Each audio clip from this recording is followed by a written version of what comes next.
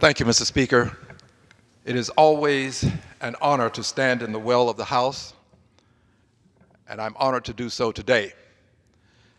Mr. Speaker, I rise today to defend the Honorable Frederica Wilson.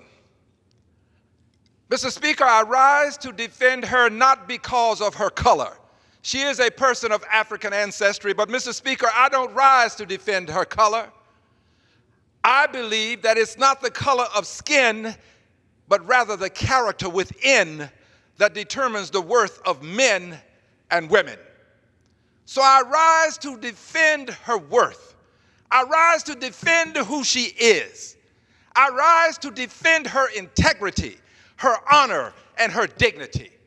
I rise to defend an honorable woman. Mr. Speaker, I do so because in this country we have allowed public discourse to be degraded to the extent that the President of the United States of America would call a member of Congress, an honorable woman, wacky. Mr. Speaker, this is not a wacky person. This is a person of honor and integrity and of intellect. Mr. Speaker, she's a former principal.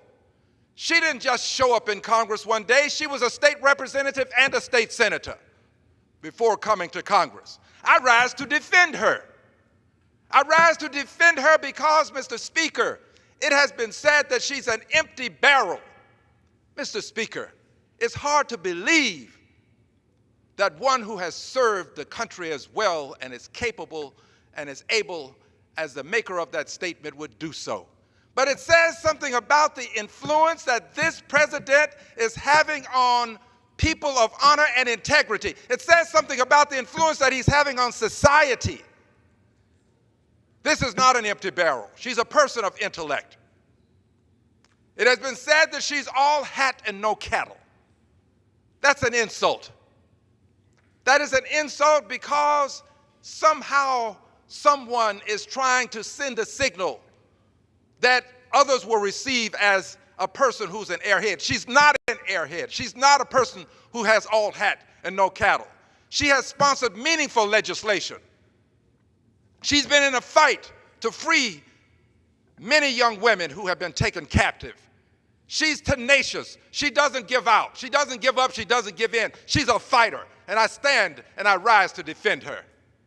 And I do this, Mr. Speaker, because I believe that Carlyle is right. No lie can live forever. She has been lied on, Mr. Speaker. I do so because I believe that William Cullen Bryant is right.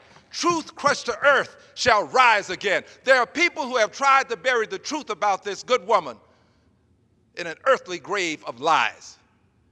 Mr. Speaker, I rise to defend her because I believe that if we allow one person to go undefended in a circumstance like this, every person is at risk of being treated in a similar fashion. We are in some very difficult times, and many of us don't realize it.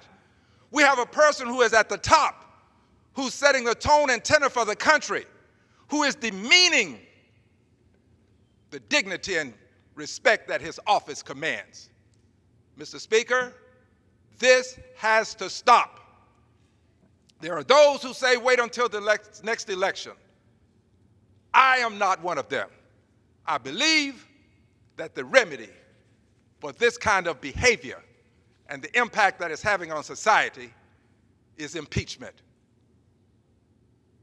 I yield back the balance of my time.